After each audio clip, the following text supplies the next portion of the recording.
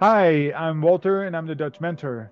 Today we're going to have a guest that is coming out of a different industry that we have normally have as guest on our show, a chat about leadership.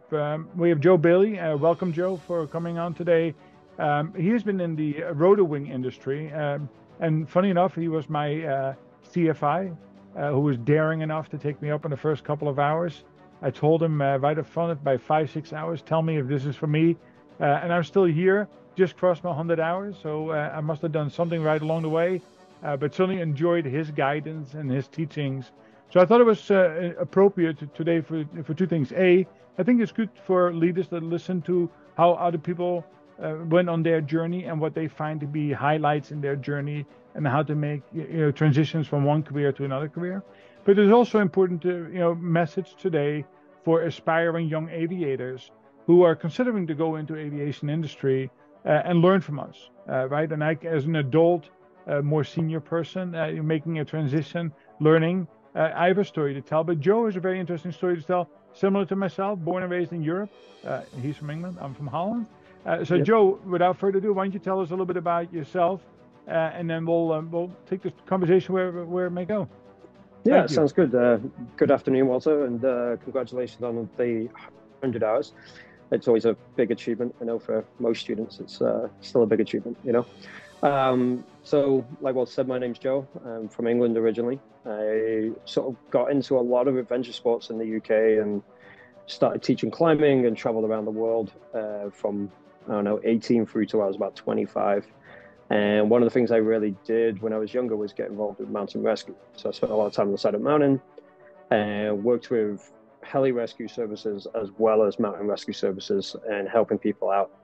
And that's where I kind of built my interest in flying. So from fairly early age, I was in and around helicopters, and I saw, now I'm in the industry, pilots who are way at the top of the game, flying in the Swiss Alps, Austrian Alps, um, doing some incredible stuff, really amazing pilotage. And later in life, about 5 years later after that, I had the opportunity to potentially to learn to fly. And just like yourself, I ended up at Independent Helicopters and took an intro flight and loved it. I loved to be in the sky, enjoyed the learning process. And through my background in adventure and adventure travel and education, I love the teaching process in what I would say is it is a dangerous environment, but it's a mitigated dangerous environment. So as long as you take the safe steps and you go through that process steadily, you can mitigate a lot of that risk and use that as a really good learning curve for anybody who's in that environment. So when I started learning flying helicopters and I saw the CFIs doing a similar process and mitigating your students' experience in that process, I was like all over it. I really enjoyed that. And from a teaching point of view, from a learning point of view, and to where I am today, I've always enjoyed that process. So yeah, that's kind of how I got into aviation. A little bit later in life, I decided to take that career change and get into that. And I've enjoyed every moment of it. Excellent. Yeah. Yeah, so you hit a word there called mitigation, right? And that's why I found it very interesting in your background of doing all the risky stuff that as many times on a slippery slope. It didn't take a whole lot to Yeah. be able to slide down and have a detrimental outcome. People refer to helicopter flying often that too, right? It's just in rock in the sky with a rotor disc on top holding it up. If something breaks, you might as Right. well turn around and kiss your you know what goodbye. You Yeah. and I have learned over time that is not necessarily the case. And there's actually today, as a fixed wing pilot and a helicopter pilot, I'd rather do an out of rotation to a spot than having to do a flight, taking an airplane down without an engine in the confined area. Because I know we're going to Oh, put the helicopter somewhere. Well, good luck on the airplane flying it into very very small places. But I think the word mitigation is really important. So crew resource management is a common terminology that we have starting to adopt into healthcare as well, where what it really means is that we make a joint decision based on the facts that are presented to us, so we don't force things, and round yeah. peg to a square hole. So talk a little bit about that on how you use that methodology of crew resource management or mitigation, risk mitigation, principles in making sure that whatever you do is safe. So I think crew resource management is actually a very easy way to look at this process. So one of the things I love about that process is there's two sides to every single decision you ever make. And it doesn't matter what we're looking at. So if we're looking at the weather, it might be this weather is outside of my personal minimums and what I'm safe and currently happy to fly in. And this weather is I'm perfectly acceptable to fly in. When you start looking at that in crew and you've got two people in a helicopter, three people in a helicopter, maybe you've got a medical crew in the back of a helicopter, every single person needs to be on the same page on that decision.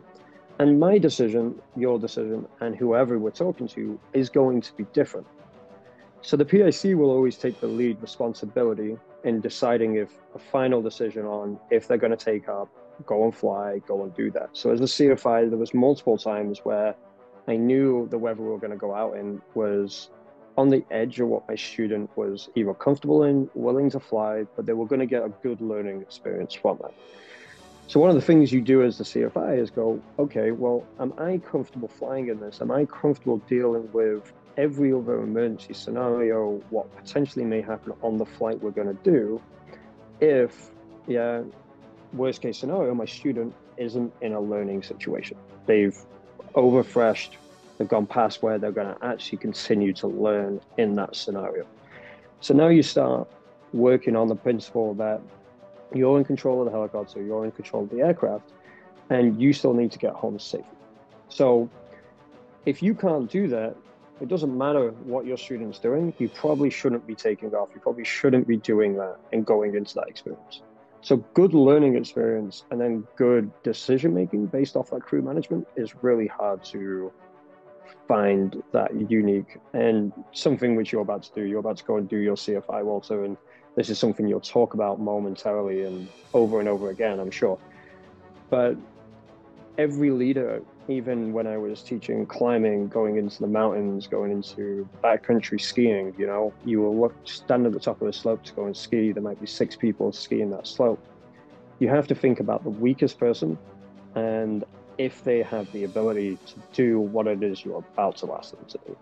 And it's different in different situations. In a helicopter, I have the ability to take over the helicopter, take over and look after my student and myself in the situation we're in.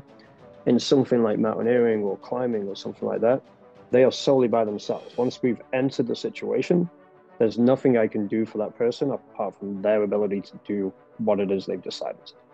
So my experience in that world really reflected and really came into aviation in its own way. So mitigation and leadership is a really interesting twist on how we play those things out.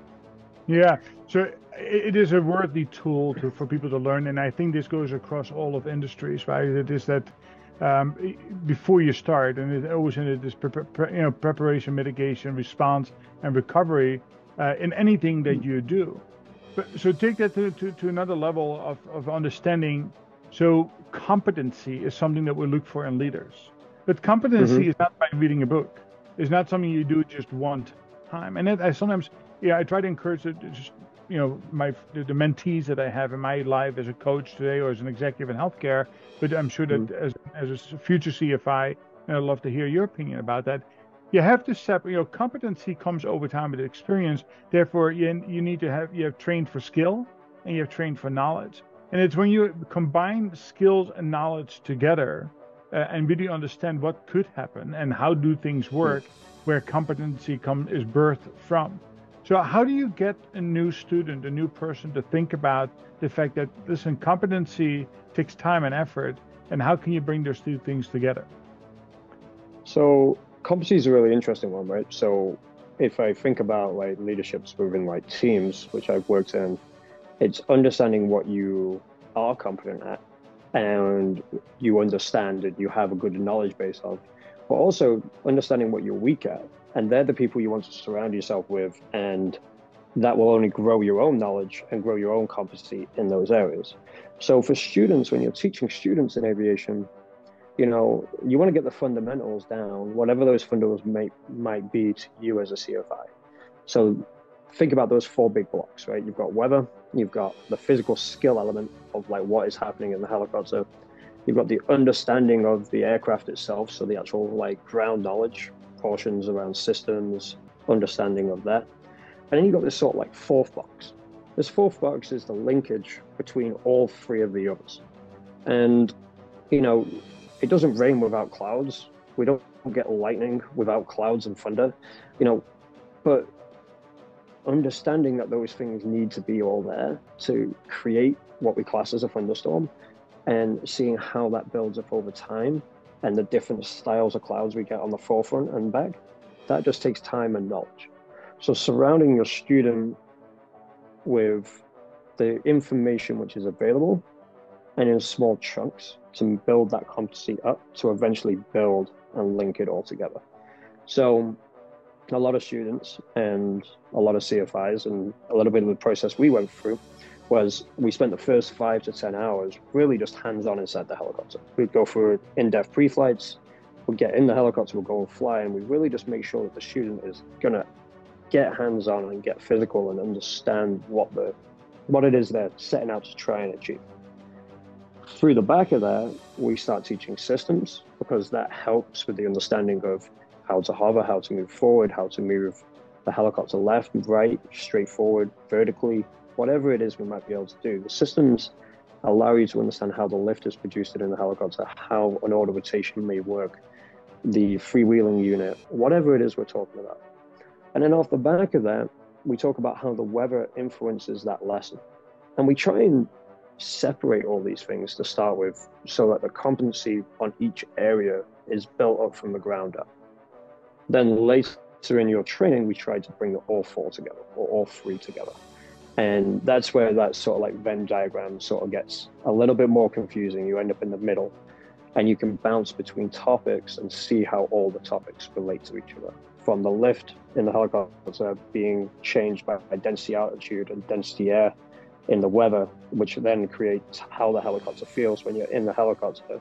All of a sudden, when you can link all of them together, you're starting to bring in that knowledge. Yeah. And a good CFI, and at least from my experience, when I watch CFIs go, hey, yeah, like here's a system, I'm going to teach you about system, but I want you to go and spend 2 hours with this other person who understands mechanics a lot more and can understand that explosive element, what's happening in that 4-cylinder system. Those are the people who go, hey, like I know enough to be able to teach you this, but it's also not my like great area of expertise, and you should go and talk to X, who's going to be able to expand on this so much more. So finding, if you are an aviator, you're going to go into aviation, finding a school who isn't just, hey, you're going to work with this person, stick with this person your whole time. Finding someone who is willing to let you go and learn from other people, let you branch out and see how other styles is really, really vital to a learning experience. And it will help your knowledge and your competency on what it is you're learning. Yeah, I 100% agree, and I think that you and I did that from time to time. I flew with Heather, flew with other CFIs, and each time you went out, you learn nuances, right? So it's also a check to make sure that you stay on track. But yeah, very well put together, right? It is the combination of factors that come together, and that the full understanding, the competency comes from it. That my father would say, you don't know something until you can teach it. But what you don't know is even more important, and to be able to have this resource available, like you said, that you can steer people to in order to gain that. So flying, leading is about self-awareness, right? Yeah. And it's about this deep commitment to continuous development and improvement of self.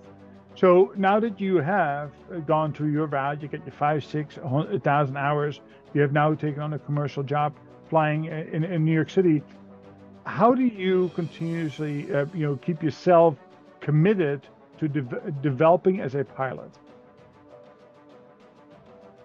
Yeah, it's a good question, because, it's very easy to get to, and we all do this, right? It doesn't matter what stage of life we're in, but it's very easy to get to a stage of life, get comfortable in the salary you're on, whatever it is, and go in and do your 9 to 5 and walk away and leave it.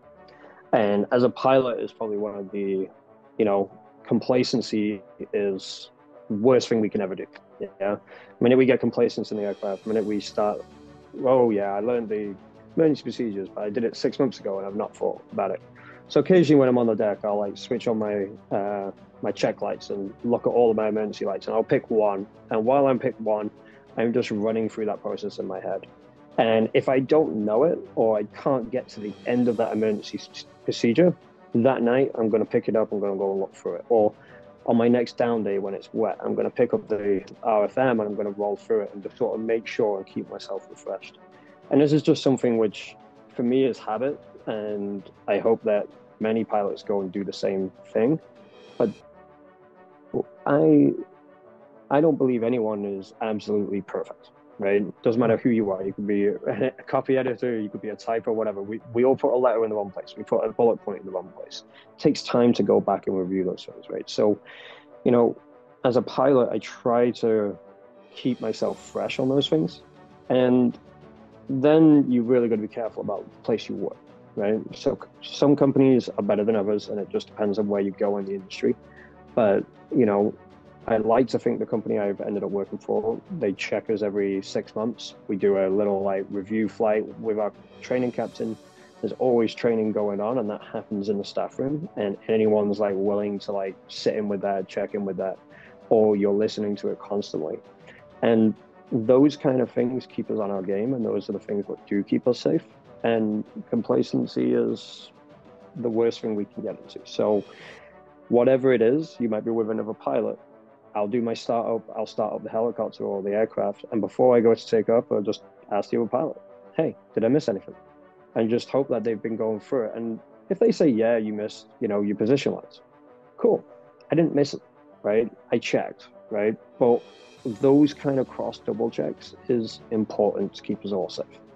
And if you see something, say something, I was down on the heliport the other day, and it's nighttime or it's just going dark. So, you don't really need your landing light on. It was just going dark, and I just got on the radio and was just like, hey, whatever it is, 1 Papa Hotel, do you mind just putting your lights on? And he was like, oh, thanks. And he just flicked his lights on, and it wasn't dark yet. He didn't need them on, but it's just a courtesy check and looks after him, and it makes me a bit safer because I know where they are in the sky. So, just stay on top of it. Yeah.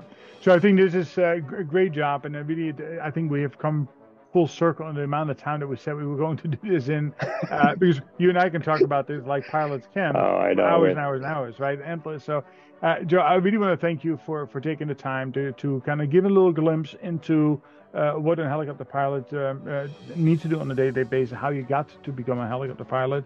But most importantly, for the audience who will be both leaders in inside out of the healthcare and other organizations, it is about making sure that we follow some set of order and we have great self-awareness, true commitment to continuous self-development, and checklist, right, is another really, really good point to keep in mind. Any parting words, any young aviators who might be on the fence of should I or can I do this?